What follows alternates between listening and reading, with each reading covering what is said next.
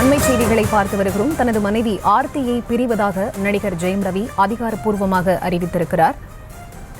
தனது மனைவி ஆர்த்தியை பிரிவதாக நடிகர் ஜெயம் ரவி அதிகாரப்பூர்வமாக அறிவித்திருக்கக்கூடிய அண்மை செய்திகளை நாம் பார்த்து வருகிறோம்.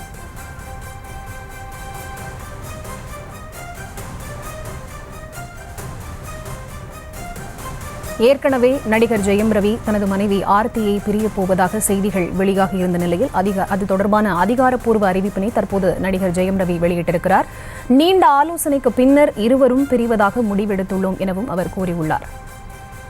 இது தொடர்பான முழுமையான விவரங்களோடு இணைகிறார் எமது செய்தியாளர் சிவபிரகாஷ். அவரிடம் பேசலாம். வணக்கம் சிவபிரகாஷ், இது தொடர்பாக நடிகர் ஜெயம் ரவி தெரிவித்திருப்பது என்ன விவரங்கள்? வணக்கம். தற்போது ஜெயம் ரவி தரப்பில் வெளியிட்டிருக்கப்படக்கூடிய இந்த அறிக்கையின் மூலமாக மனைவி ஆர்த்தியுடனான திருமண உறவை முறித்துக் கொள்வதாக நடிகர் ஜெயம் ரவி அதிகாரப்பூர்வமாக தற்போது அறிவித்திருக்கிறார். கடந்த சில மாதங்களாகவே தமிழ் திரையுலகை பொறுத்தவரையிலும் ஜெயம் ரவி விரைவில் விவாகரத்து குறித்து அறிவிப்பார் என்ற ஒரு தகவலானது பரவி வந்தது. அப்படிப்பட்ட சூழ்நிலையில்தான் தற்போது இந்த விஷயத்தில் உண்மையாகவே அவர்கள் இருவருக்கும் விவாகரத்து ஏற்படுவதாகவும் தங்களது திருமண வாழ்க்கையை முறித்துக் கொள்வதாகவும் ஜெயம் ரவி அறிவித்திருக்கிறார். மேலும் அந்த அறிக்கையில் நடிகர் ஜெயம் ரவியை பொறுத்தவரையிலும் இது ஏதோ அவசரத்தில் எடுக்கப்பட்ட ஒரு முடிவு கிடையாது என்று அவர் குறிப்பிட்டிருக்கிறார்.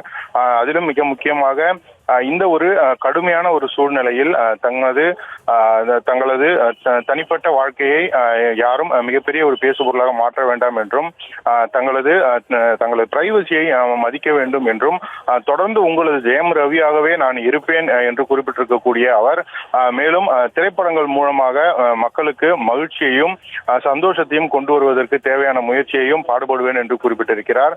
இறுதியாக இந்த ஒரு இக்கட்டான ஒரு சூழ்நிலையை நானும் எனது குடும்பத்தினரும் கடந்து வருவதற்காக மக்கள் தங்களுக்கு இந்த விஷயத்தை பொறுத்தவரையிலும் மிகப்பெரிய அளவு பெரிதுபடுத்தாமல் தங்களது பிரைவசியை மதித்து இதனை மிகப்பெரிய ஒரு தலையீடுகள் இல்லாமல் இருக்கும்படியும் அவர் தெரிவித்திருக்கிறார்.